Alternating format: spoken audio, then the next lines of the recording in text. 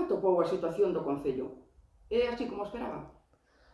Bueno, realmente é unha pregunta complicada de resolver porque nunca sabes como vas a topar un concello, non sabes que recursos vas a ter, que proxectos hai en marcha, aínda que si hubo unha reunión previa de traspasos de poderes, pero, bueno, topamos un pouco de todo, non? Topamos moitos proxectos sin acabar, algúns en marcha e outros iniciados, non?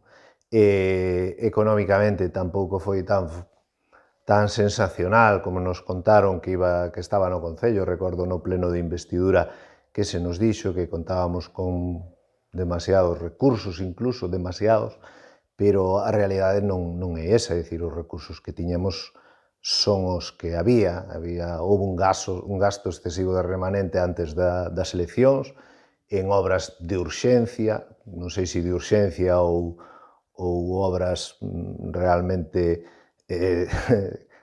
non sei, de propaganda ou electoral, e a día de hoxe non contamos con remanente, non? Pero iso non quita que o Concello estivera en débeda, que non é o caso.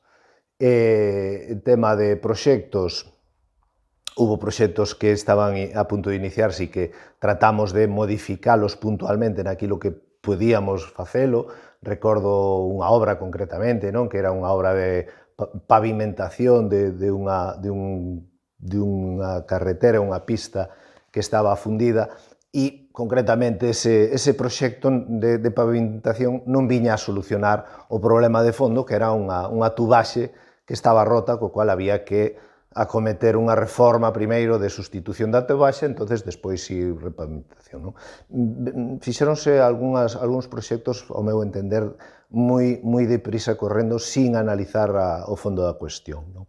E nada, pois, polo demais, tropén o Concello ben, é dicir, sobre todo con os traballadores e traballadoras moi comprometidos, o cual é de agradecer, e nada, a veciñanza con moita ilusión polo cambio, tamén hai que dicilo, non?